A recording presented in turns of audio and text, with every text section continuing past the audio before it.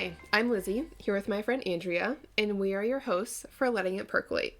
Just as the best tasting coffee takes time to percolate, some of life's most interesting and important questions take time to truly explore. So the question today is, who decides when something is, quote, toxic? Ooh, such a buzzword. Yes, it is a huge buzzword. As most of our listeners are probably aware, I've just heard it in many different contexts culturally. We wanted to quickly start off with our associations when we hear the word toxic, kind of out of context, like just the word itself. So Andrea, what are your first thoughts, like, when you hear that word?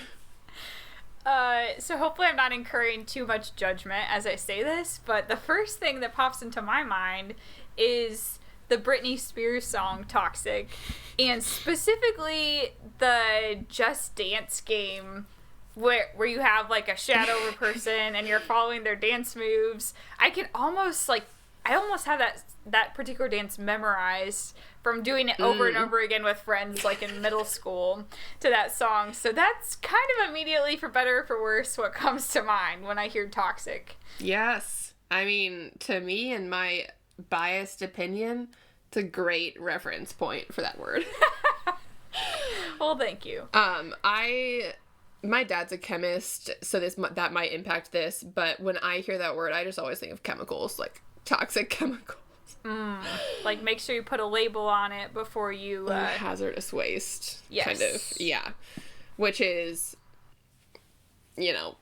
different than what people are referring to in a literal sense, obviously, when people use the word toxic to describe something or someone.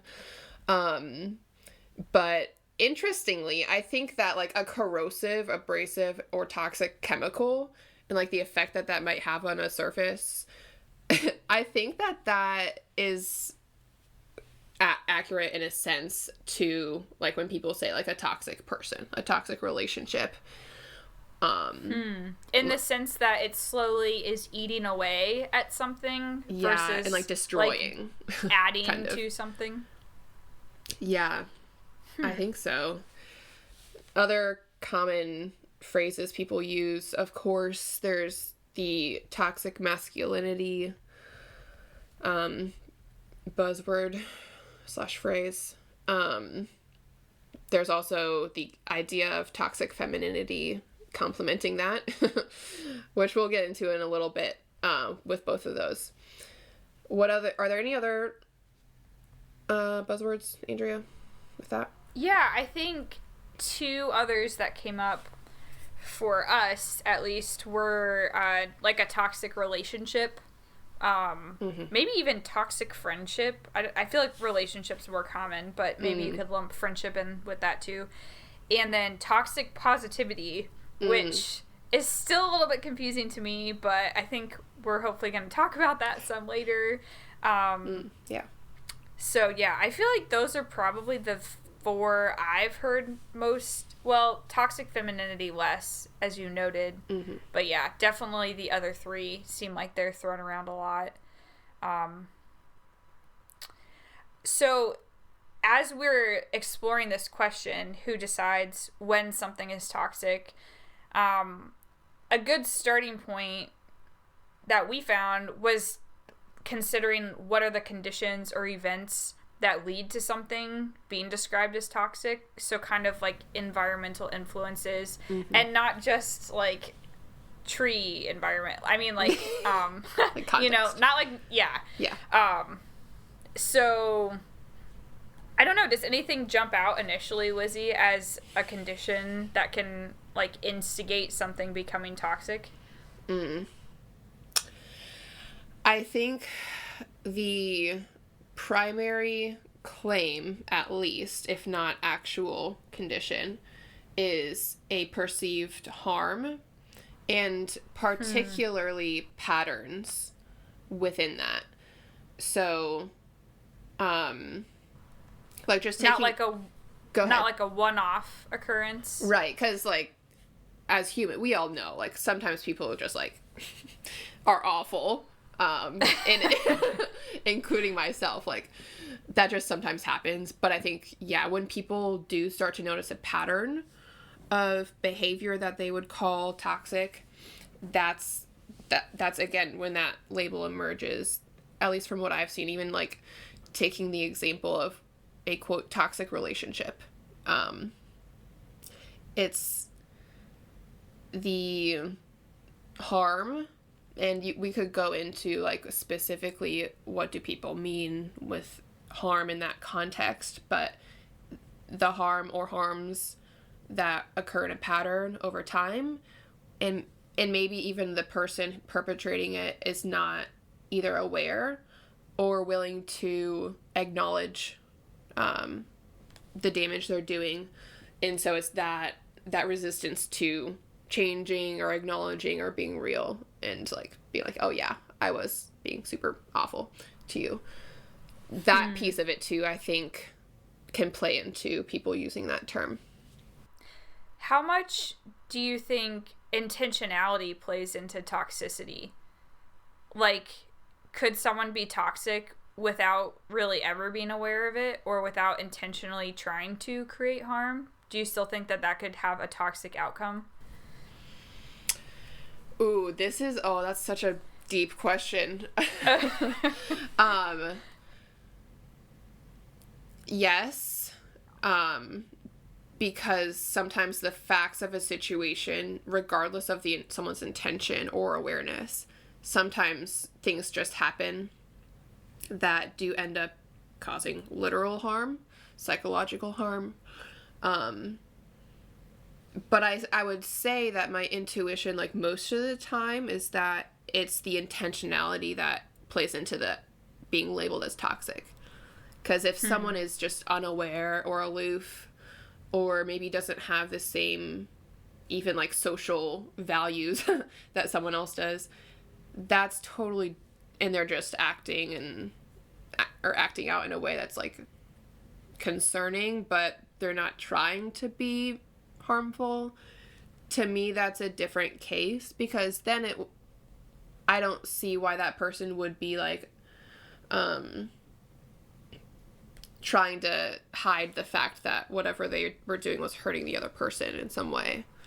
True. At that point, they would just say, oh, I didn't realize I was doing this. Yes, hopefully. It was not my intention. Yeah, we would hope. Yeah. And then I think whatever toxicity hopefully dissolves after that point. So kind of like going off of this idea of harm, would you say that in order to label something as toxic, there has to be some personal harm or hurt experienced first? For example, if I saw, I don't know, like if I knew that your manager was treating you repeatedly in a very unfair way, with how they evaluated your work, but I'm not personally affected by this like really intense scrutiny and maybe like, I don't know, verbal accusations that are negative or whatever against you, do I have a right to label your supervisor as toxic? Or is that something that is a right that really only rests with the, I don't want to use the word victim, but like the person who's being affected? What are your thoughts on how that plays out? I have two conflicting thoughts. Ooh, share them both. So my answer would be yes and no. Or the proper lawyer answer, it depends. Right. Right. So, and part of my answer that I'm about to say is going to be informed by my like training as a therapist, and like when I write notes from sessions or from anything, I have to be extremely objective, and most of the time, unless I'm making a recommendation, I just try to describe as opposed to put my perspective on it. So that's going to influence this. But like in that scenario that you just like made up of like, if I have a boss who's being, verbally, well, let's just use the word toxic, like is being like that, to me, and I describe it to you, and you say, oh, well, that person's clearly toxic. To me, I would say I would not do that or want someone to do that because you wouldn't know if my description of my boss was accurate, because my description of my boss and his or her behavior is based on obviously just my perception of it. And it could be that I'm being extremely accurate, or it could be that I'm, for whatever reason, misperceiving something, and you have no way of knowing that distinction. You only know what I tell you. And so to then jump to, oh, well, clearly your boss sounds toxic, just to me, like, I don't know. I just don't think that it's harder to justify that jump. But I do think that oftentimes, just relationally, when you're venting or whatever, and you want someone to validate your experience, I can understand why people do that. I think it's super common. I've just become aware through my training and being a therapist that people often just unknowingly misperceive things, or like there's just often a lot of miscommunication. So that's part of my answer is like, yes, you should personally see it before you label it like that. The other part of my answer is the more societal level of like calling a concept like masculinity or femininity, calling something like that toxic, without being like experiencing it. To me, that's different because it's like observable traits that you can see in a number of situations, including in pop culture, like on display for like broadcast, kind of to see quote unquote firsthand. So I think it's okay to label things when we don't have that personal experience in that sense. Does that make sense? I told you it was contradictory. Yeah, no, it does make sense. I guess this is where I get a little uncomfortable, like with the latter example you gave. Mm-hmm. How is that different from a generalization, or is it? Or like, does that perpetuate stereotypes? Like the idea of, well, I've seen enough of it in, like, on YouTube videos, in news articles, like from hearing about it from people around me. So there must be substance to this idea of toxic femininity or whatever. Like, I don't know. To me, it seems like that would encourage stereotypes a little bit. Like, I think personally, I'd be more inclined to use a word like that when I have, as you were describing with the first situation, like directly encountered someone's behavior and have been on the receiving end of it. Yeah, I don't know.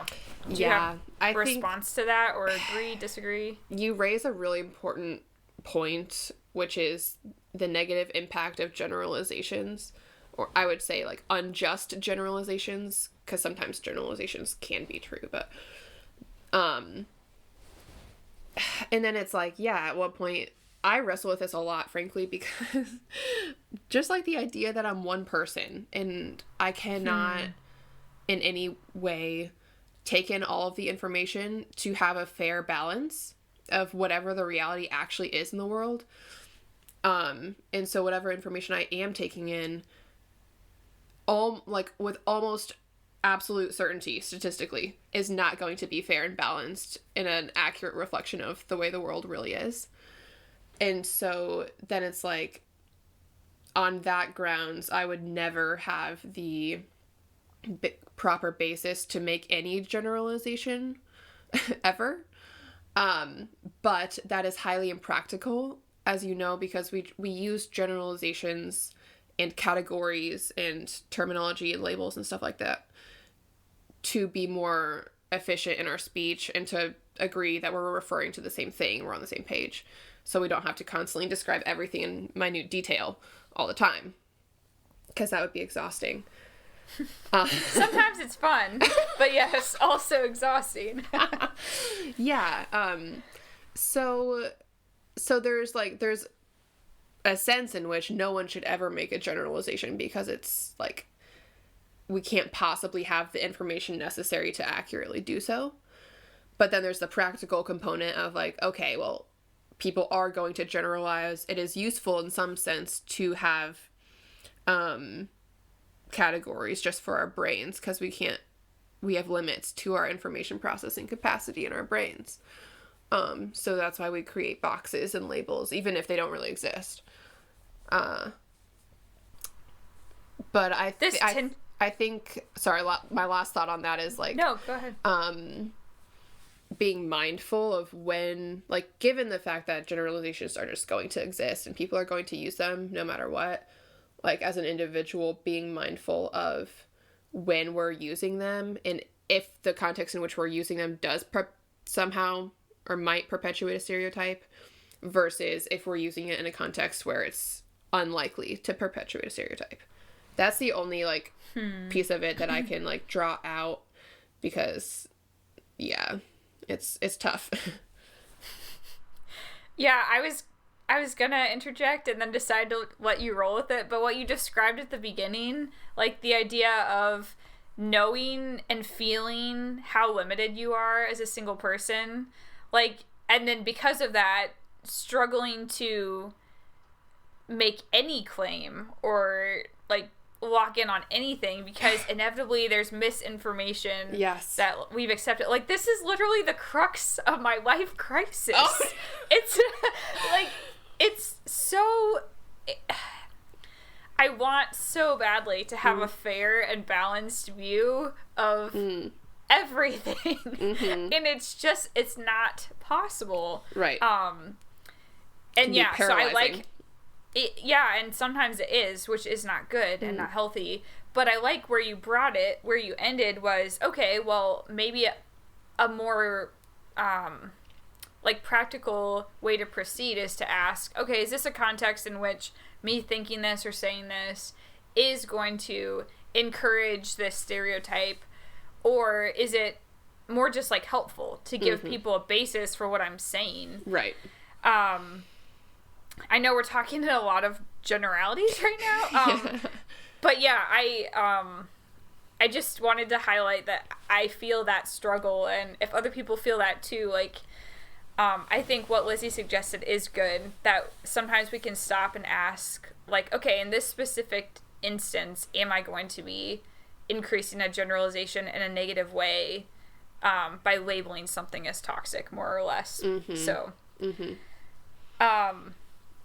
this is a slightly different issue, but still kind of under the umbrella of conditions that lead to something becoming toxic.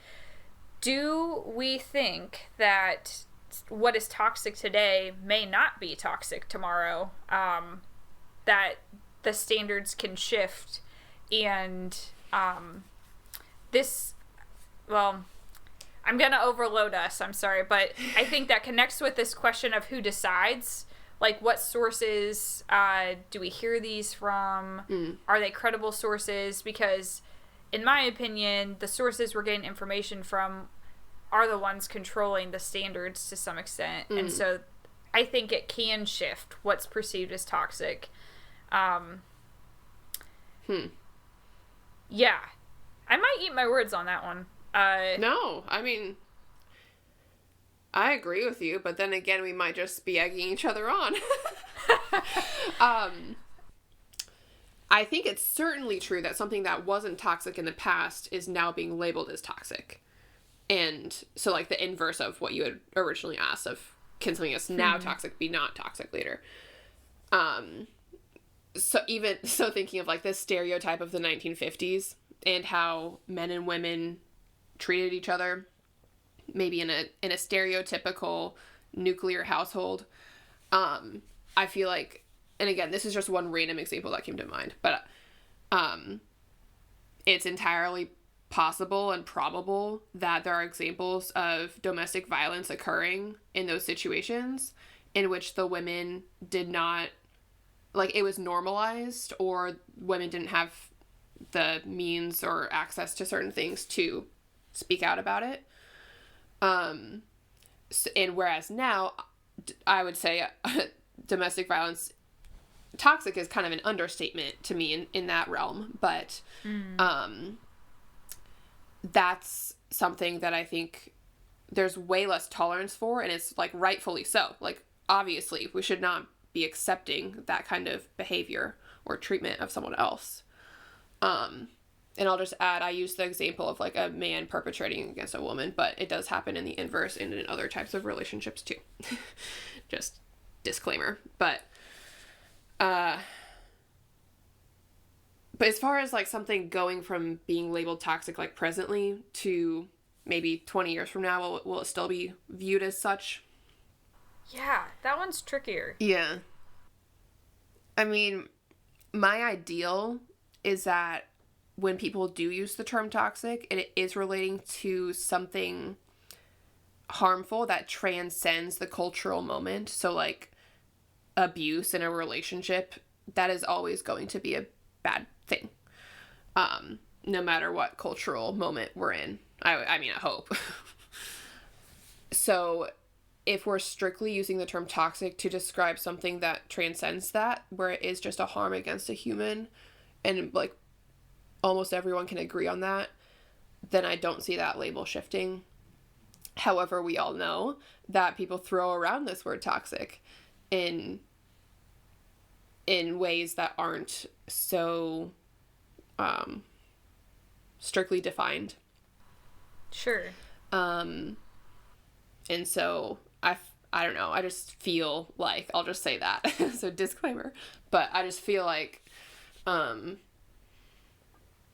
20 years from now, there's going to be things where it was labeled toxic in 2021. Wow. February. Okay. And I don't know. Yeah. What do you think, Andrea? So the example that's popping into my mind, I don't know if this would ever happen, but so, like, with the toxic positivity idea, I think you kind of filled me in on it before. Like, instead of, like, validating maybe, like, a disappointment someone has, or, like, just acknowledging, like, if they say, like, that they failed at something, like, acknowledging that, versus being like, oh no, you didn't fail, like, it was, I don't know, it was a great learning experience, or, you know, just trying to add that, like, positive spin, which sometimes is helpful, but, like, always doing that to the extent that you could label it as toxic.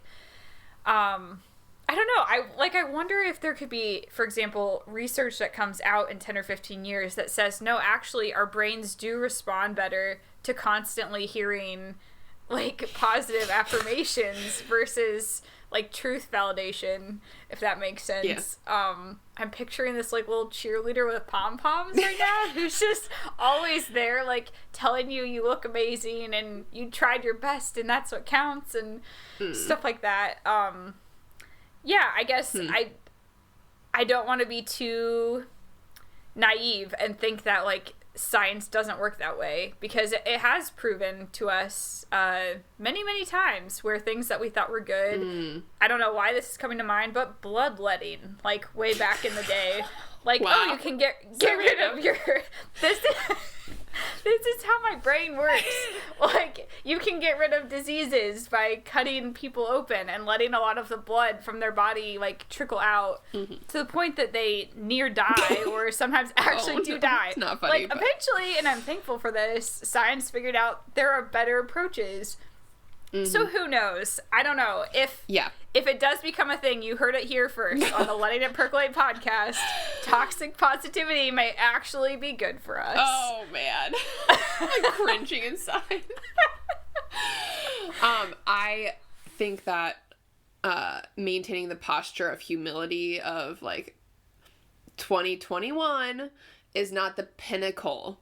Like, we're going to continue to develop and learn and discover things.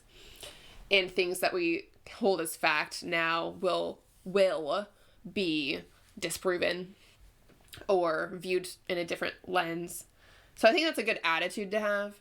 I disagree with you about toxic positivity possibly being good at some point. But it's a far-fetched idea. It's a good mental exercise. Like I said, in that humility. not assuming what we currently believe is the truth. Where are we hearing these labels of toxic, whether toxic relationship or toxic masculinity or just like someone being toxic? Sometimes people use it in a transient sense, like, oh, you're being toxic when you, like, by saying that. Which is less of an accusation than calling someone in their entirety toxic, right? Well, yes. Where do you hear this, though? Like, where do people hear these things? This is the big one for me, and I'm ashamed to admit this, but I have recently become such a Redditor. Like, I didn't even know that. Oh, man. I remember a friend in college mentioning Reddit, and I was just like, I don't get this. And I like logged on one time or like Googled it or something, and I just didn't even understand. And they're these weird looking alien robot things, and everyone's names are weird. But yes. I mostly have used it for like law school forums and talking to other anxious people about their applications. But occasionally I dabble in the relationship advice feed just because it's kind of interesting. Yeah. And I will see toxic thrown around all the time on there. I mean, ranging from like, actual abuse, which is really sad, in normally like a boyfriend, girlfriend kind of relationship, but to other things like I saw this guy posted on there the other day that he and his girlfriend just talk constantly. Like they're always texting or always on the phone or always together. And at first he like really liked it, and now he's realized they literally can't function without each other. And so that kind of codependent toxicity, he was basically asking Redditors like, how do we stop this? Which, like, I feel for him. If you've created that kind of relationship, that'd probably be hard to break. But for me, Reddit is hands down where I see it the most. Interesting. That makes sense. The internet. Where do you, like, hear and see the labels the most?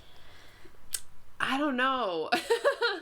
I think, like I said, the internet. So whether Reddit or other... When I say internet, I'm referring to, like, all the parts of the internet except for social media, because to me that's just like it's its own beast that we can tackle. You and your weird qualifications. I know, but okay, to we'll me go they're with helpful it. Distinctions, but to someone else they're weird. So it is helpful, but okay, just continue. Internet, like forums or discussions or like comment sections versus like someone posting about something on a social media platform. I don't know. Which you also see there. I mean, if you go into anything relationship where there's, like, common people like us who have the ability to give their thoughts, you're gonna see that word because, I don't know.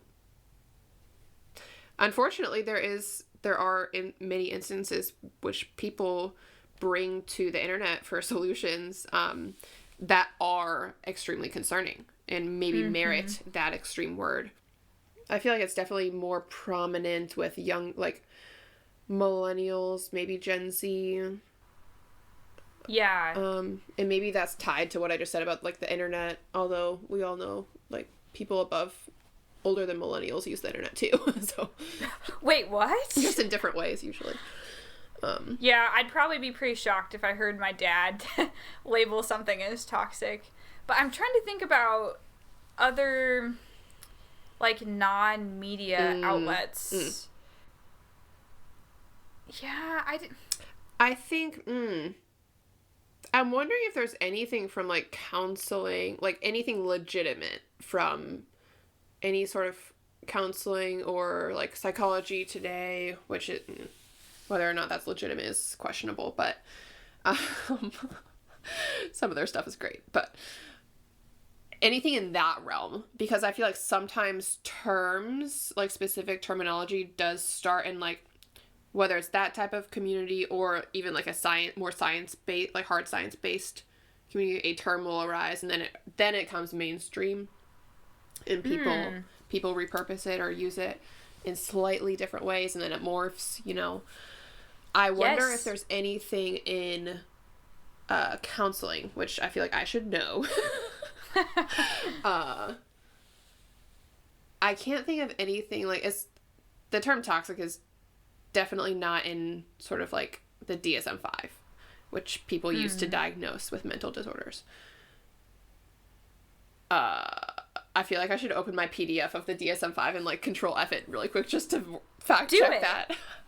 Do it. If you can do it quickly. If I can do that, I will shout it out. While you're looking for that, I don't know if there's a specific term for this, but so it's interesting, like, in the past few years, I've gotten more into, what would you call it? Kind of just like a more holistic eating approach, I guess. That's somewhat anti-diet. And what's interesting is I will see people post who are part of this community about people in the diet and, like, fitness communities, and post that those communities are toxic, or certain aspects of them. Like, if you're familiar with Kayla Itzines, I feel like a lot of her, like, ads will pop up on Facebook and Instagram, and these more, why am I not thinking of the name, but like mindfulness approach to eating communities, into exercising communities, will point fingers and kind of say that's toxic. To always be jumping from diet to diet, exercise fad to exercise fad. But interestingly, I've started to feel that there's a level of toxicity to doing that. Like, I don't enjoy, and I follow some people that I've noticed have started to make their content more about what they're not. Like, this is not a diet, this is not a fad, instead of what they are. Like, this is an approach where you can find food that's satisfying and a way to exercise that's sustainable. Like, that's the kind of stuff that I'm on board with, versus, like, check us out, we're so cool because we're not them. So this might be an irrelevant tangent, but I guess it just triggered in my mind. Like, I do feel like there's some toxicity around diet and exercise culture, and on the flip side, I think just as easily people who don't ascribe to those philosophies can fall into, like, a toxic labeling of all of them. So I guess the bottom line is we're all, like, at risk for it, and something that maybe starts as good can morph into becoming toxic. Yeah.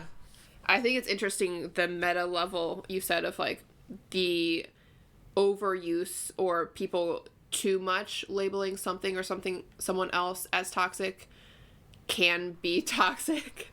Yeah. And then it's like, what are we even saying? Yes. Like, the word has lost its meaning. But, yeah, I definitely have felt, like, almost, like, mentally drained reading certain things, random things online that I stumble upon where they just overuse the term, and to me, I'm like, what? I don't even know what you're referring to when you say that now, because it's become so diluted. Yeah. So I have my DSM-5 PDF, which that's not supposed to be a thing, but it is. Got it in grad school. And there's a lot of hits for toxic, but that's because of the word intoxication. So the DSM talks about, like, substance-induced fill in the blank. Like, almost any mental disorder can be, you can attribute to it.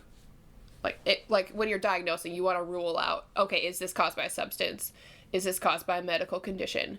Blah, blah, blah. So there's a lot of hits because of that. But there's no usage, from what I can tell so far. I'm about 2/3 of the way through. There's the word toxicology. Again, different. There's no usage of the word toxic in the way that we have been talking about it. Oh, no. The toxic effects of alcohol. Okay, see, it's all about substances. False alarm. Which is a chemical. Like, well, everything's a chemical, technically. But, okay, so I've seen toxic effects of alcohol, toxic effects of smoking, and toxic injury to the liver. due to, I don't even know what this is talking about this point, substance-related addictive disorders. So, like I said, yeah, I do not predict that it will enter a DSM with a technical definition because it's so vague. Like what? I don't know. I just feel like there are ways to describe what the word toxic now refers to relationally, with language that already exists in the DSM-5, you know. And it's probably more specific and less, like, loaded as well. Right. That's what I was saying about being objective when you're, like, observing, like, writing notes as a therapist. I will also give a quick disclaimer that the DSM-5 is not the end-all be-all. There's a lot of controversy about its usage, especially since it's more based on the medical model, and not all counseling is based on the medical model, meaning the problem lies in the individual and let's treat it. Sometimes the problem is environmental. So I'm just giving that disclaimer. Doing your due diligence. Yeah. I respect it. Yeah. Okay, I feel like we pretty thoroughly covered these ideas of, like, environmental effects that create toxicity, and then the sources, at least the two of us, are hearing it thrown around in. Let's hone in a little bit on a specific form of toxicity, toxic masculinity. Yes. Probably the most prominent one out there. Yep. I would say so. So there's one view which says, okay, masculinity is bad. That's what we mean when we say toxic masculinity. And then there's another view that says some ways of expressing masculinity are bad. I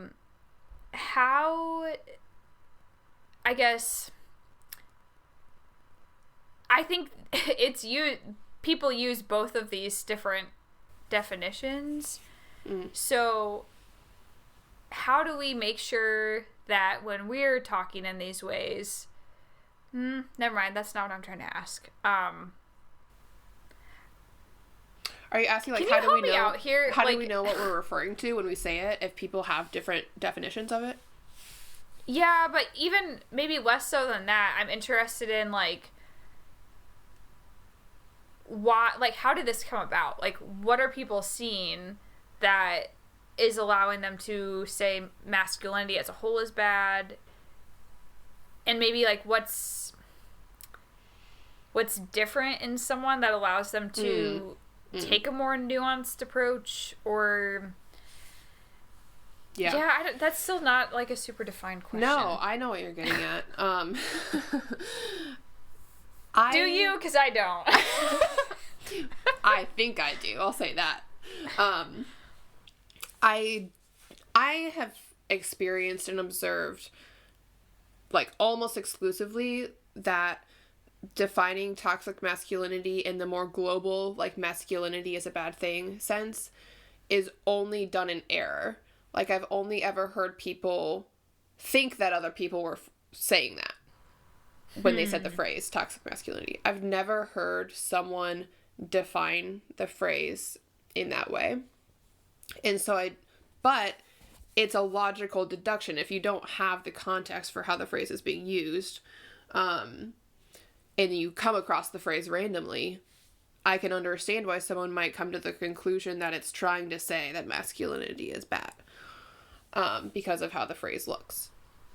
Right. So I think the key issue, in my opinion, with this topic is, like, how can we, like, the first step would be, can we agree that there are some ways of expressing masculinity that are bad? And by bad, I mean harmful.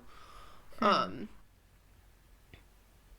think physical aggression, and the hard thing is, too, when you start to get into the specifics with that, anyone can say, well, a woman can be physically aggressive. A woman can, like, display any of the behavioral or emotional traits that might be defined in the toxic masculinity discussion.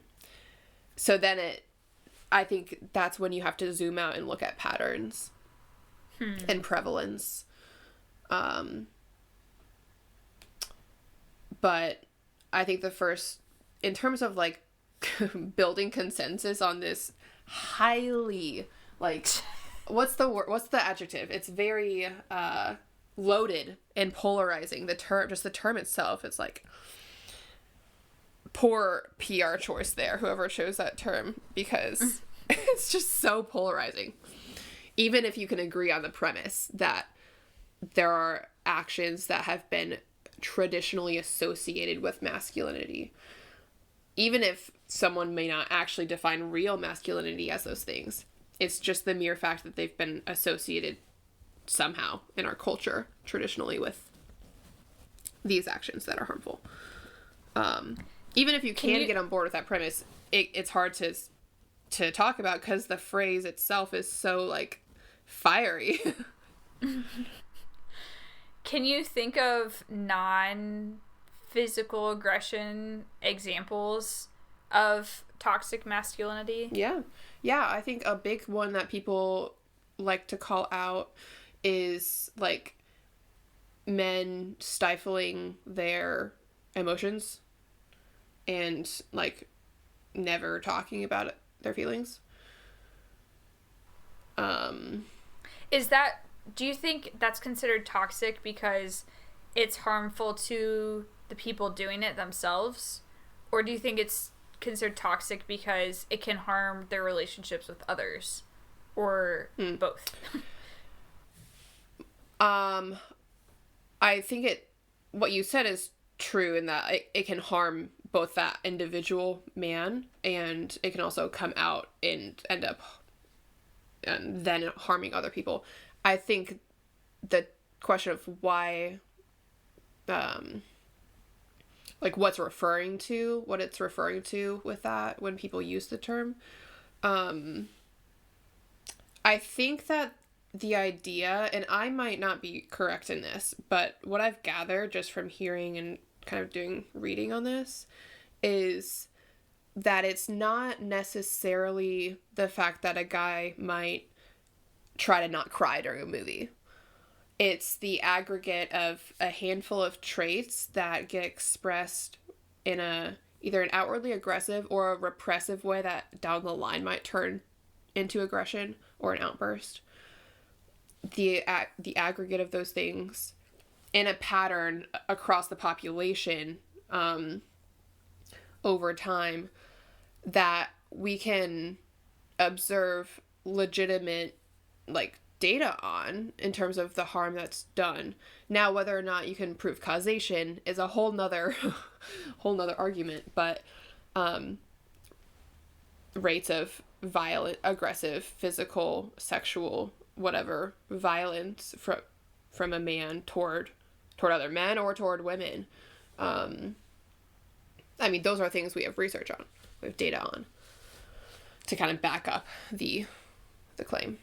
But I think that when it says toxic, it's referring to, like, the groupings that occur in patterns as opposed to an individual trait. Although I do think people do use it that way as well. Sometimes. What about... I'm assuming you've heard the term mansplain, like mansplaining. Yeah. That is... So, yeah, I might be completely off base here. Is that, like, could that be perceived as toxic? Like a toxic masculine trait? Oh, or do my you gosh. think that's just a weird side thing? The reason I bring it up is because this summer there was a guy working in my department who sometimes would overhear things other guys would say to me, guests or coworkers or whatever, and he would call them out for stuff they said and saying, stop mansplaining to her.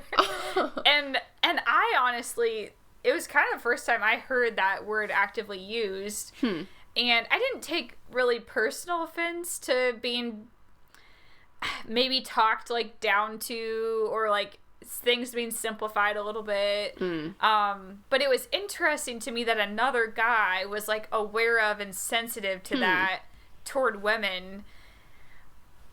Yeah, that is fascinating. Yeah. Well, that's where we're going to pause for today. Thanks so much for tuning in to Letting It Percolate. We hope that you connected with what we talked about in today's episode and that your thoughts have been sufficiently percolated. Join us next week for the second part of Who Decides When Something is Toxic. We'll talk to you then.